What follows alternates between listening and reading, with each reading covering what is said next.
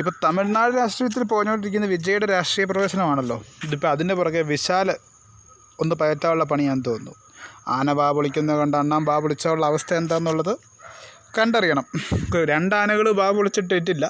പിന്നെ ഈ 2 അണ്ണന്മാർ അതിലൊരുത്തനെ മൂത്ത അണ്ണാനെന്നും മറ്റേത് ചെറിയ അണ്ണാനെന്നും വേണം നമുക്ക് പറയാം.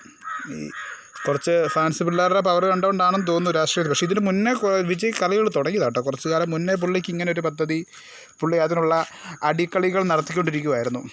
വിജയുടെ കാര്യത്തിൽ ഒരു 50% നമുക്ക് ഒരു ഇത് പറയാം, ഒരു ചാൻസ് ഉണ്ടെന്ന് വേണേൽ പറയാം. പക്ഷേ വിശാലിൻ്റെ കാര്യത്തിൽ എന്താ സംഭവിക്കുക എന്നുള്ളത് കണ്ടറിയണം. പിന്നെ സ്റ്റാലിൻ എന്നൊരു വൻമരത്തെ വീഴ്ത്തിയിട്ട് വേണം ഈ 2 പേർക്കും മുന്നോട്ട് വരാൻ. അതൊന്നും നടക്കാൻ പോകുന്നില്ല ഈ അടുത്ത കാലത്തൊന്നും. കാരണം ആ രീതിക്കാണ് പുള്ളി തമിഴ്നാട്ടിൽ കാര്യങ്ങൾ ചെയ്യുന്നത്. അപ്പോൾ പുള്ളിക്കെതിരെ നിന്ന് ഇവരെങ്ങനെ മുന്നോട്ട് വരും എന്നുള്ളത് നമുക്ക് കണ്ടറിയാം. എന്നാണേലും തമിഴ്നാട് രാഷ്ട്രീയത്തിൻ്റെ ഒരു സാഹചര്യം വെച്ച് അല്ലെങ്കിൽ ഒരു ചരിത്രം വെച്ച് എന്തും സംഭവം